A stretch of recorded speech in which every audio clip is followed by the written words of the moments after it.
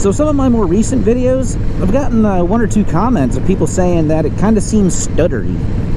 I believe the exact quote was like a stop motion animation type deal, which I went back and watched one or two of them, and they were right. It kind of had like a little bit of a, just a little bit of a stutter. So it got me kind of thinking, and I've been trying to figure out why. Because I don't think I'm really doing anything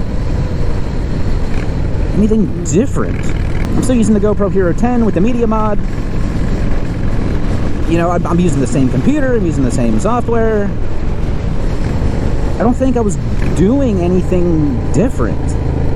Now, it's not as bad as like my early videos. Like if you go back to like the first handful, well, that's just because I was doing it wrong. The older ones, like the OG Lucky Aces, that stuff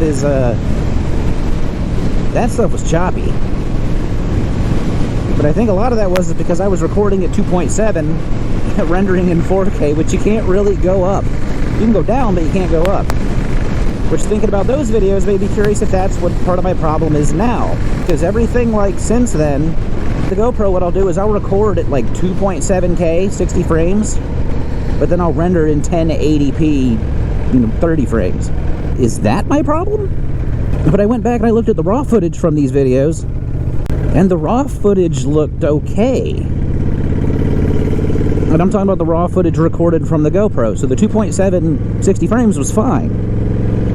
So I was like, okay, maybe. And then I went back and looked at the edited video.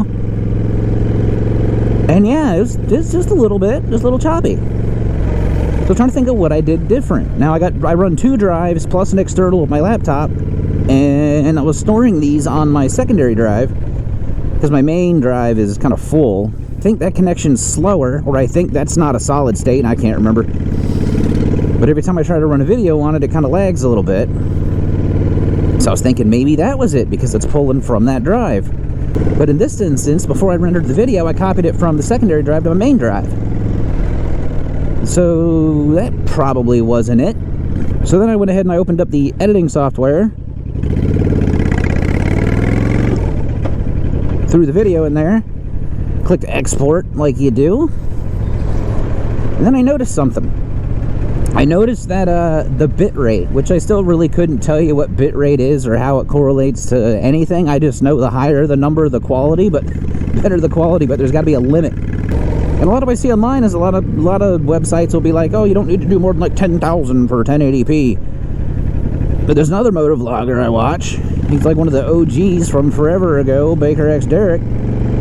He did a video talking about his motovlog setup, and he renders all his stuff at 30,000K. So for the longest time, that's what I was doing, and it looked great. But when I went to export this video, it was over 100,000, which is way too much, and I got no clue how it even got set to that in the first place. So I think that might be the culprit, but I'm not 100% sure. But today, we're trying something different. This is the first time I'm actually recording in 4K 30, and I'm actually going to publish this and edit this thing in 4K 30 just to see what happens. Because I honestly I don't think I'm doing anything else different. It's just kind of been business as usual since I got the GoPro and the media mod. But I hate having these dumb little problems like this. Because usually all my issues end up being audio related. Hopefully this thing isn't too choppy. I'm kind of hoping anyway.